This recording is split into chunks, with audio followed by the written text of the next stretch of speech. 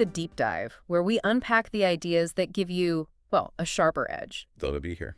Today, we're going tactical, diving deep into Robert Greene's The 33 Strategies of War. Right. And, this book isn't just for generals on a battlefield. It's really a fascinating look at strategic thinking you can apply pretty much anywhere. Like business, politics. Oh, yeah. Business negotiations, Yeah. even like your personal life and growth. It's kind of a masterclass in how to gain and keep the upper hand. Exactly. Greene uses a lot of military history, obviously, but the ideas themselves, they really resonate much wider, don't they? Absolutely. So our mission today really is to pull out some of the key strategies, the ones that seem most, let's say, universally useful, give you a kind of shortcut to thinking more strategically. Yeah, it's a big book, 33 strategies.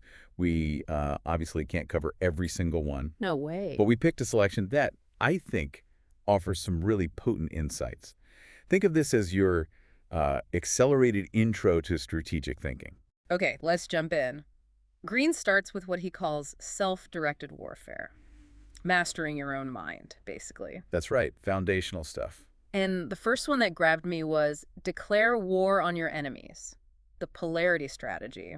Sounds intense. What's the core idea? Well, it sounds aggressive, but it's more about the power of having a clear against, defining what you're opposed to. Okay. It's not really about, hating someone, but identifying a clear opposition, maybe a challenge, a competitor, Yeah. an obstacle. It focuses your energy, It gives you is direction. like a laser beam. Exactly like that. It concentrates your energy. So remember, by having that clear enemy, even if it's just a big challenge, it actually makes us sharper, more free. Precisely. Having that defined other to push against, it creates real motivation. It forces you to clarify your own goals, your values, often in contrast to that opposition. Makes sense. Like a sports team knowing their rival. Perfect example. That focus on the rival often pushes them to perform at their absolute peak. So, for you listening, maybe think about your big challenges right now. What are they? Yeah. How could defining them clearly, maybe not as enemies, but as specific hurdles, how could that more focus to what you're doing? Okay, so you define the challenge, but then Greene warns us, right, do not fight the last war. Ah, yes, the guerrilla war of the mind strategy. That feels so relevant today, with everything changing so fast. Oh, absolutely. This is crucial. It is basically a warning against getting stuck using old tactics, old ways of thinking, just because something worked before. Doesn't mean it works now. Right. In fact, it could be a total disaster. Think of Blockbuster, maybe. Sticking to physical stores while Netflix was changing the whole game. Wow, yeah, so the lesson is mental agility, being flexible. Completely. You have to constantly check the situation, be willing to ditch the comfortable old methods, and try new things, even if they feel, weird at first. Innovation needs that flexibility. Because the world is always changing. Our strategies have to keep up. They must, yeah. Rigidity is often fatal strategically. Can you, listening right now, think of a time you clung to an old way and it just held you back? It's a good reminder to check our assumptions, It really is. Okay, still in this self-mastery zone, Greene talks about, amidst the turmoil of events, do not lose your presence of mind. The counterbalance strategy, very important. Yes, this is all about staying calm, thinking clearly, even when everything is going crazy around you. Like being the eye of the storm. That's a great way to put it, yeah. Holding on to that core of stillness. And the key takeaway is, better decisions, right? If you stay calm under pressure, you make smarter choices. Absolutely. Panic, strong emotions, they just cloud your judgment. You react, you don't think. Staying composed lets you see things more objectively, make rational calls instead of impulsive mistakes. We've all been there, I think, needing to stay level-headed at work or, in a personal crisis. It's vital. All right, one more in this section, and it sounds pretty intense. Create a sense of urgency and desperation. The death ground strategy. Yeah, this one sounds extreme, but the idea is strategic. It's about putting yourself in situations where retreat isn't really an option, or at least where the stakes feel very high. So you can't easily back out. Right, and that intense pressure, that back against the wall feeling, it can be a huge catalyst for focus and, extraordinary effort. So you're kind of manufacturing urgency for yourself to force action. Exactly. It's calculated, though, or it should be. That urgency can push past procrastination, past fear, make you achieve things you didn't think you could. But you have to be careful, right? As you said, it's calculated. Oh, absolutely. The caution here is huge. You want positive pressure, not, actual disaster or crippling anxiety. It's a very fine line. Okay, let's shift gears. Yeah. Moving from the self to the group organizational warfare, leading teams. Right. Applying strategy when working with others. And one that jumps out is avoid the snare of groupthink. Greene calls it the command and control strategy. Now that name sounds a bit rigid. It does, but the lesson here in this context is actually about avoiding the negative side of command. Yes, you need clear structure, defined roles to avoid chaos in a team. That's the command part. Okay. But the pitfall is letting that structure squash independent thinking, groupthink. So good leadership encourages different views, makes it safe to disagree. So structure, yes, but not conformity. Exactly. Clear authority, clear roles, but also freedom for people to bring their own ideas, to challenge things. That's the balance. Too much control, you get blind spots. Too little, you get chaos. That's the tightrope. Yeah. Makes you think about your own team experiences, doesn't it? Finding that balance between direction and collaboration. For sure. Then there's transform your war into a crusade. The morale strategy. This taps into something deep, I think. Oh, definitely. This is about the sheer power of a shared mission. A purpose that inspires people. Yeah.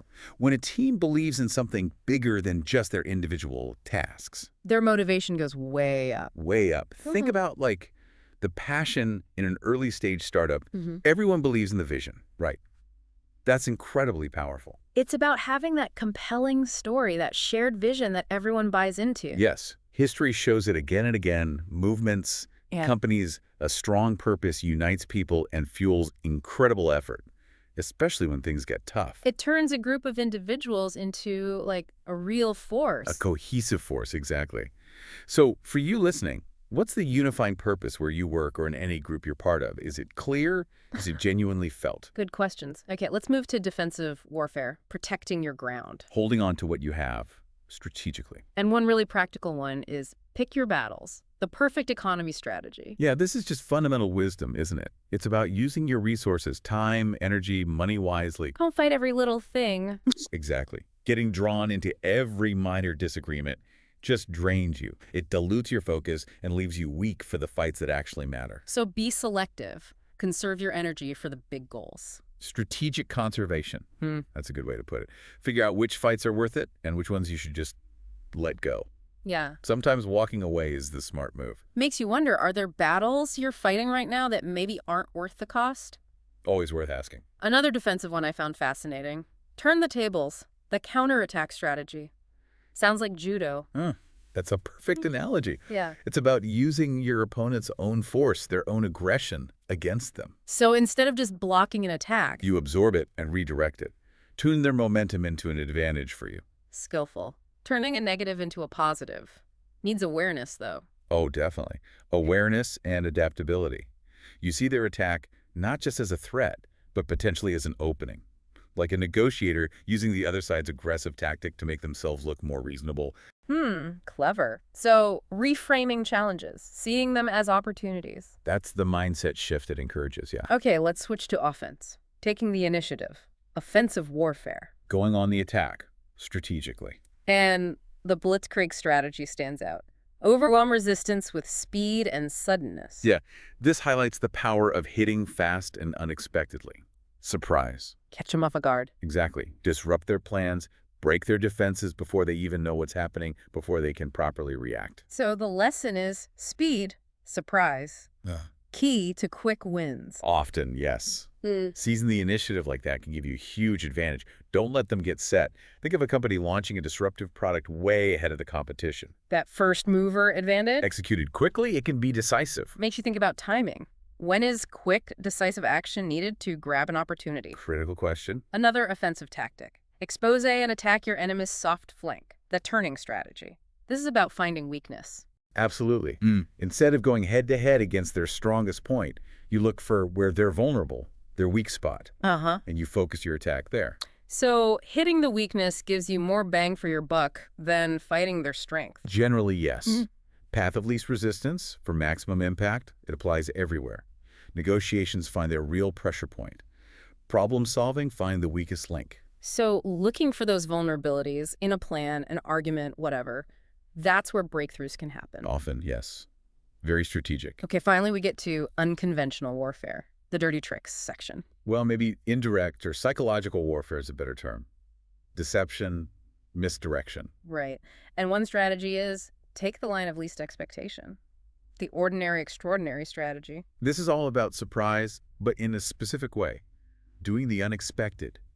Breaking patterns. So if they expect you to zig. You zag, exactly. If you're predictable, you're vulnerable. Acting in ways they just wouldn't anticipate confuses them, disorients them, makes your actions more effective. Like a chess player making a weird, unexpected move that totally changes the game later on. Perfect example. Disrupt their expectations, throw them off balance. So how could thinking outside the box, being less predictable, give you an edge? Interesting thought. Very much so. And lastly, under unconventional tactics, Greene talks about needing to penetrate their minds, the communication strategy. This feels broader than just talking. Oh, much broader.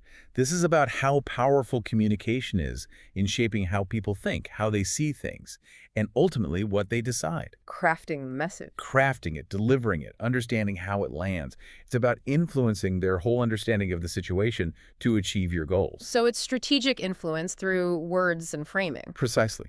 You can use it to build alliances, change opinions, even undermine an opponent's confidence. It's a really potent tool in any competitive arena. Definitely makes you think about how we communicate. Is it clear? Is it persuasive? Is it, well, strategic? It should be, ideally. Wow. Okay, so wrapping up, Robert Greene's The 33 Strategies of War is, well, it's a deep well of strategic insight, isn't it? It really is. Even though it uses war as the frame, the core principles he pulls out are just incredibly useful for thinking about how to navigate challenges and reach goals in, almost any part of life. Absolutely. They're not just abstract ideas. They feel like real tools, practical ways to understand the dynamics around us, act with more intention, and hopefully be more effective. Right. More awareness, more intention, better results. So here's a final thought for you listening, thinking about all these different strategies we touched on today.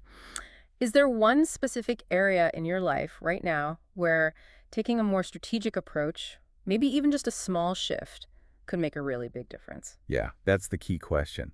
And maybe diving deeper into Greene's book could spark even more ideas for that specific situation. A great challenge to take away. Thank you so much for walking us through these strategies. My pleasure. Fascinating stuff. Welcome to Deep Dive Discussion, where we explore the ideas, strategies, stories, and inspiration that really matter. This program in Deep Dive is produced by Ysh Estayo. Today, our topic was The 33 Strategies of War by Robert Greene.